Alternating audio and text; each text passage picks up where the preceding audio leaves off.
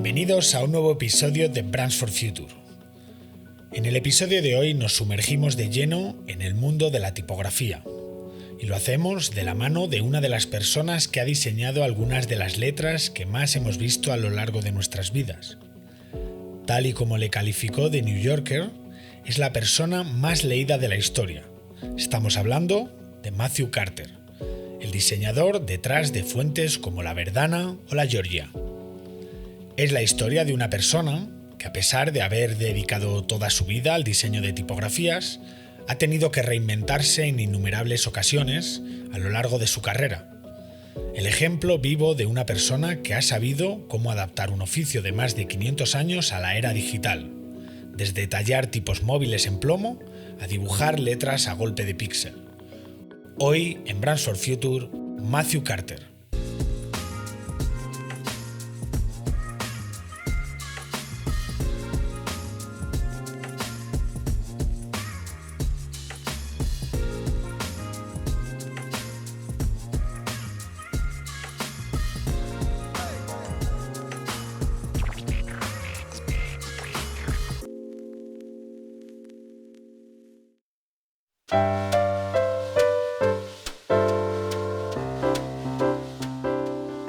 Nos situamos en la ciudad de Londres, la Londres de finales de los años 30.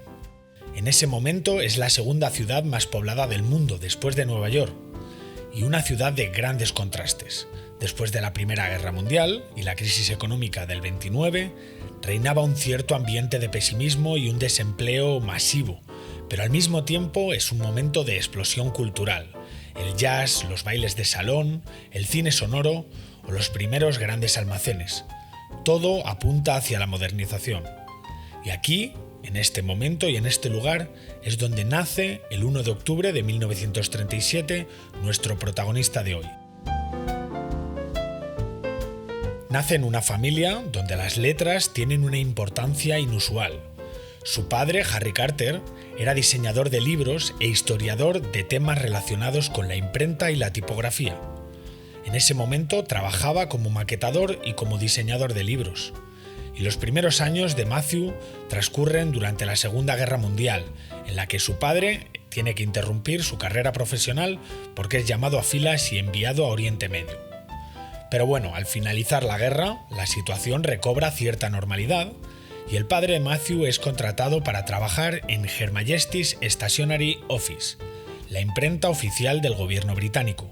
Y posteriormente también trabajará como archivero en la Oxford University Press, una de las imprentas más antiguas y prestigiosas del mundo, donde estudiaba y documentaba todo lo que tuviera que ver con la historia de la tipografía.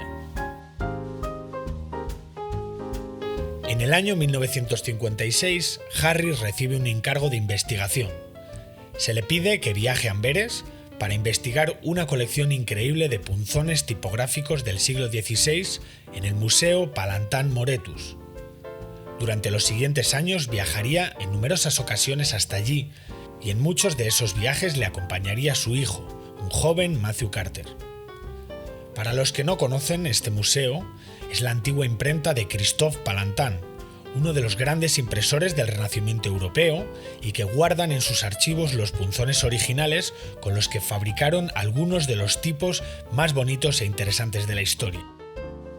Los punzones son piezas de acero del tamaño de un dedo, con una letra tallada en el extremo, y con esa pieza se golpea una matriz de cobre con la que luego se funden los tipos de plomo que acabarán entintando el papel. Es el sistema que inventó Gutenberg en el siglo XV. Y es una tecnología que se mantuvo prácticamente igual durante los siguientes 500 años.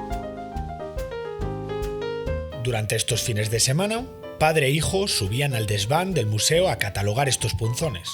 Punzones, como hemos dicho, con muchísima historia, como por ejemplo los que talló Robert Grandjon hace más de 400 años. Matthew contó años después al New Yorker que aquello fue una iniciación que jamás olvidó. De hecho, 20 años más tarde, esos mismos punzones del desván de Amberes iban a inspirar una de sus tipografías más célebres, la llamada Galliard. Pero a eso llegaremos más adelante. A los 17 años, Matthew es aceptado en Oxford para estudiar literatura inglesa. En la Inglaterra de mediados de los años 50, Oxford no es solo una universidad, es la universidad por excelencia, y para este joven Matthew es una oportunidad única. En esa época, todos los chicos británicos tenían que hacer 2 años de servicio militar obligatorio, pero Matthew sufría de asma y no podía hacer el servicio militar. Así que le recomiendan tomarse un año sabático para que no hubiera tanta diferencia de edad con respecto a sus compañeros. Pero el padre de Matthew tenía una idea muy distinta de lo que podía hacer ese año. Sabe que en Holanda, en una ciudad llamada Haarlem, hay una imprenta legendaria, una imprenta que se llama Jo XD. Esta imprenta llevaba siglos haciendo billetes de banco, sellos y documentos oficiales. Era una imprenta donde todavía se fabricaban tipos a mano. Y tirando de contactos, consigue que acepten a su hijo como aprendiz durante ese año. Allí conoce a Raedis, un anciano excéntrico muy callado, y que era una de las últimas personas en Europa que aún sabía tallar punzones tipográficos a mano. Pero tiene una particularidad. Está muy descontento con cómo el progreso está abordando su oficio. Resulta que en la imprenta SCD habían comprado una máquina nueva para fabricar tipos de forma mecánica.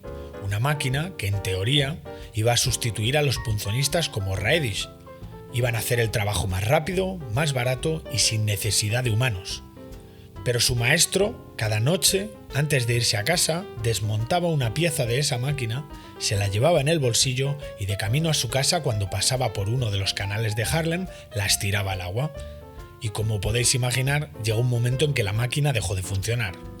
Y en ese taller, con este maestro tan peculiar, fue donde Matthew Carter aprendió tipografía.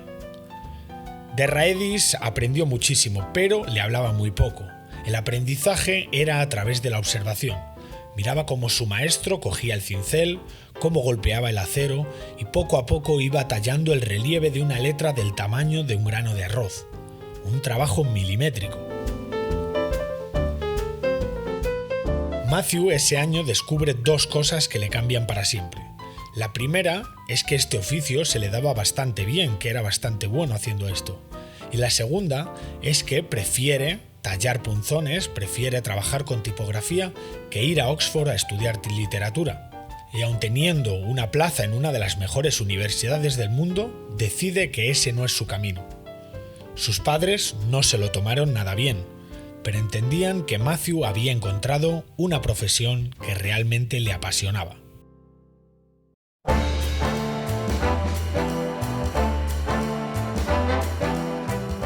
Al terminar este año sabático, Matthew Carter vuelve a Inglaterra e intenta ganarse la vida como tipógrafo. Uno de sus primeros trabajos fue crear el alfabeto para la señalización del aeropuerto de Heathrow, en Londres. Letras que millones de personas iban a leer mirando los carteles antes de coger un vuelo. A partir de ahí empieza a moverse en la escena del diseño gráfico británico de la época, una escena que estaba emergiendo en este momento. Y en abril de 1960 se muda a Nueva York con 300 libras que le había dado un amigo de su padre y con muchas ganas de conocer el mundo de la tipografía estadounidense. Resulta que la tipografía del continente americano no se parecía en nada a la inglesa. En Londres todo era clásico, todo era herencia del imperio tradicional. En cambio, en Nueva York, las revistas, los carteles, los anuncios, los discos eran completamente diferentes, mucho más expresivos. Carter visita numerosos estudios, por ejemplo, llega a conocer a Herb Lubalin, uno de los grandes maestros tipográficos del siglo XX, y también conoce a Milton Glaser, el hombre que años más tarde diseñaría el famoso I Love New York. Cuando observa a estos diseñadores trabajar, se da cuenta de que la tipografía no tiene por qué ser estrictamente educada. Puede ser libre, puede ser ruidosa, puede tener personalidad en sí misma.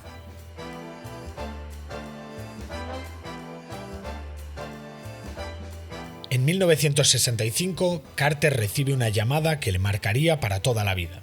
Le contacta a un señor llamado Mike Parker, el director de desarrollo tipográfico de Mergenthaler Linotype, una de las mayores fundiciones de tipografía del mundo.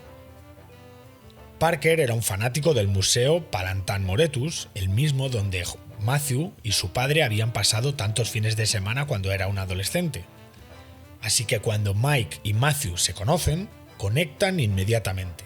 Hablan de Robert Granjon, de punzones del siglo XVI, de cómo recuperar todo ese patrimonio y traerlo al presente, y Parker le ofrece un trabajo en Linotype.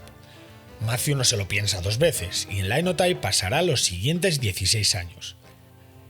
En ese tiempo diseñan muchísimas tipografías, entre ellas la Galliard, aquella Galliard de la que hemos hablado antes, la inspirada en los punzones que había manejado en el desván de Amberes.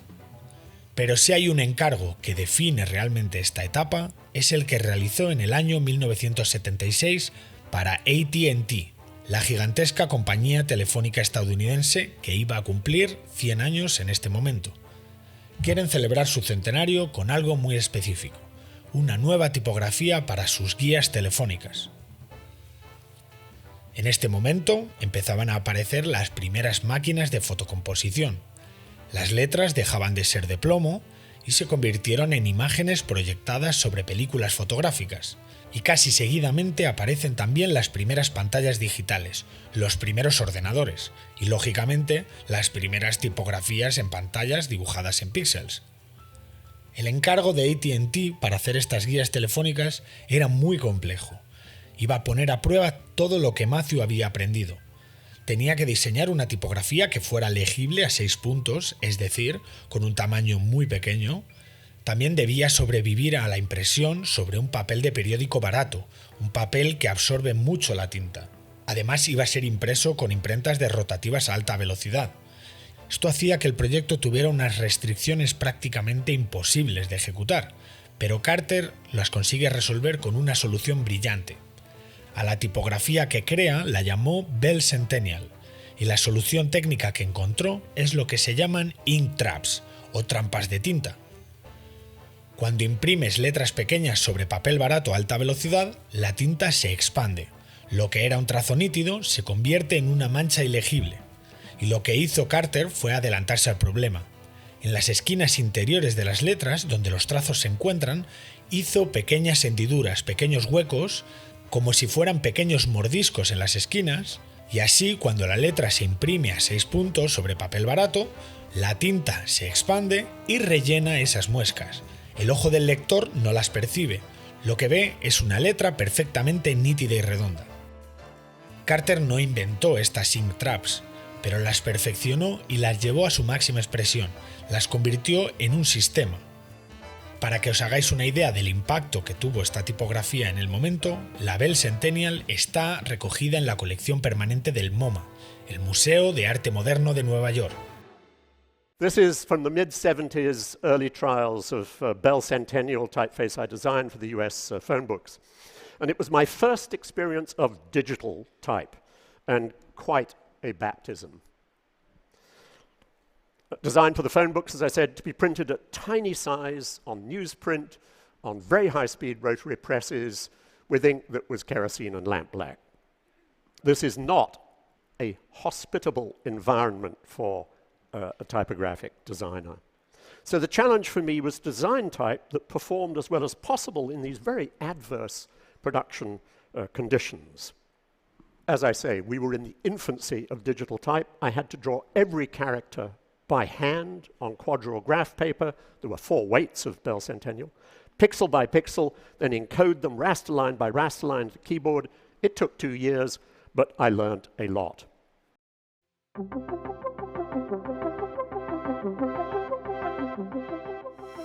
En 1981, Carter deja Linotype con 3 compañeros más, con Mike Parker, el mismo que le había contratado, con Cherry Cohn y con Rob Friedman. Estos 4 visionarios crean la primera fundición de tipos digitales en Estados Unidos, a la que llamaron Bitstream, y se instalan en Cambridge, en Massachusetts. Ahora parece un movimiento evidente, pero en ese momento era algo completamente revolucionario. Pasaban de tallar tipos de acero a mano a vender tipografías como si fuera software. Aunque la estrategia comercial de Bitstream durante esos años se basaba en copiar tipografías que ya existían, que ellos no habían diseñado, y adaptarlas al medio digital. Una estrategia que fue muy discutida en el sector.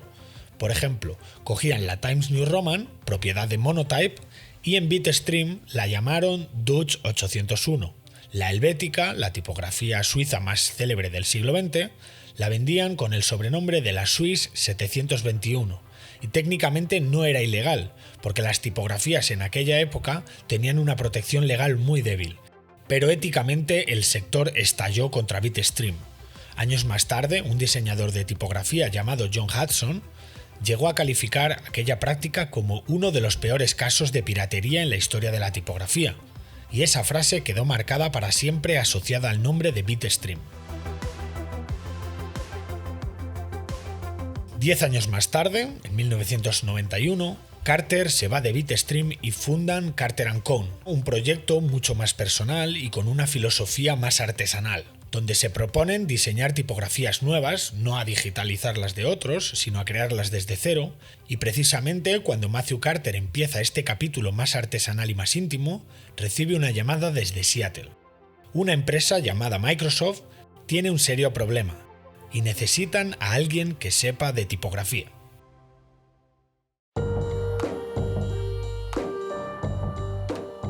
Estamos en 1993. El ordenador personal ha colonizado los hogares de millones de personas e Internet está dando sus primeros pasos. Microsoft está construyendo Windows, pero se dan cuenta de que tienen un problema que a priori parece pequeño, pero que a la práctica es bastante grave. Los ordenadores de los 90 tienen una resolución muy baja, 72 píxeles por pulgada. Las tipografías que se habían diseñado hasta la fecha no funcionaban correctamente en pantalla, se usaban para imprenta, por lo tanto habían sido diseñadas para el papel. Microsoft necesita tipografías que funcionen en su interfaz. Así que le hacen dos encargos a Matthew, una tipografía con serifa, una tipografía que tiene remates, y también una tipografía sans, es decir, una tipografía de palo seco. Carter se pone a trabajar de una manera que en aquel momento era absolutamente innovadora. En vez de dibujar las letras en el papel y luego digitalizarlas, que era lo que hacían todos los tipógrafos digitales en el momento, Carter diseña directamente en la pantalla, píxel a píxel, letra por letra. El resultado de este trabajo son dos tipografías que seguro que os sonarán. La primera es la Verdana, la tipografía de Windows por excelencia, y probablemente una de las tipografías que más hemos visto a lo largo de nuestras vidas. En ella las letras que se podían confundir entre sí, la I, la L, la J o el 1, son completamente distintas y es imposible confundirlas. Esta tipografía fue lanzada en el Windows 95 en julio del 96 y de la noche a la mañana pasa de ser una tipografía completamente anónima a ser una tipografía leída por medio planeta. La segunda fuente, la que tiene serifa, es la que se llama Georgia. Carter se inspira en unas tipografías escocesas del siglo XIX, las llamadas Scotch Roman, y las adapta para pantalla. Le aumenta el tamaño de las minúsculas, les hace los remates más planos y más fuertes para que sobrevivan a los píxeles, y lo que consigue es una fuente con la elegancia de un libro impreso, pero que se lee perfectamente en una pantalla de mala calidad. La Georgia se lanza el 1 de noviembre del 96, un poquito después de la Verdana, se convierten en las dos tipografías por excelencia de Microsoft, de Windows, pero también las fuentes por defecto en el navegador Internet Explorer. Lo que quiere decir que durante más de 15 años todas las personas que hemos utilizado estos sistemas operativos hemos estado utilizando básicamente estas dos tipografías.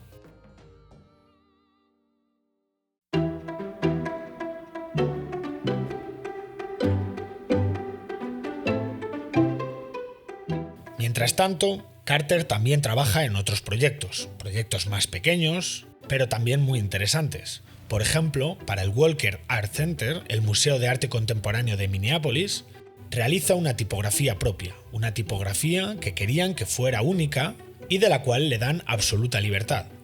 Carter inventa un sistema nuevo, una tipografía variable.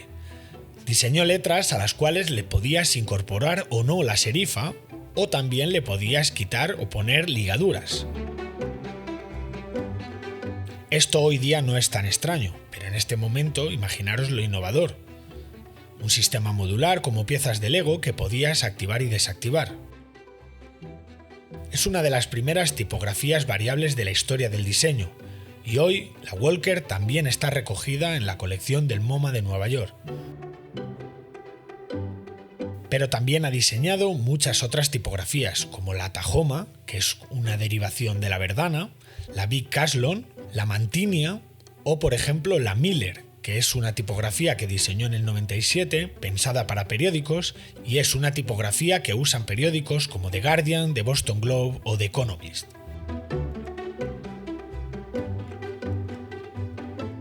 En 2005, la revista The New Yorker publica un artículo sobre Matthew Carter llamado Men of Letters. En ese artículo, después de hacer una cuenta de la cantidad de texto que se imprime y se lee cada día con las tipografías de Matthew Carter, llega a la conclusión de que es una de las personas dedicadas a la tipografía más importantes de la historia. Le califican como el hombre más leído del mundo. No el más leído de su época, el más leído de la historia, más que Shakespeare, más que la Biblia y más que ningún otro escritor que haya existido. Es cierto que no es un autor en sí mismo. Una cosa es ser leído como autor y otra es ser el vehículo de este mensaje. La gente no lee a Matthew Carter, la gente lee a través de Matthew Carter, la persona que permite que otros puedan crear. Matthew Carter también ha recibido numerosos premios, como por ejemplo el MacArthur Fellowship, el National Design Award de la Casa Blanca o reconocimientos de los premios Saiga. Y es que es una persona que ha dedicado su vida por completo a la tipografía, también a la docencia. Ha dedicado 35 años a enseñar tipografía en la Universidad de Yale, donde todavía sigue enseñando y sus alumnos están diseñando hoy las tipografías que todos nosotros vamos a leer en el futuro. A sus casi 90 años, Matthew Carter es la prueba de que el oficio más antiguo y el medio más nuevo pueden convivir en la misma persona y que el cincel y el píxel digital no son tan diferentes. Hoy en Brands for Future hemos querido rendir un pequeño homenaje a Matthew Carter, uno de tantos tipógrafos que sin firmar nada, sin que casi nadie lo sepa, hacen ese trabajo humilde por definición, pero que nos permite tener tipografías pensadas para disfrutar de la lectura, por ejemplo, pero también las tipografías más adecuadas para leer los carteles de una carretera. Gracias por estar ahí. Nos escuchamos en el próximo episodio. Un saludo.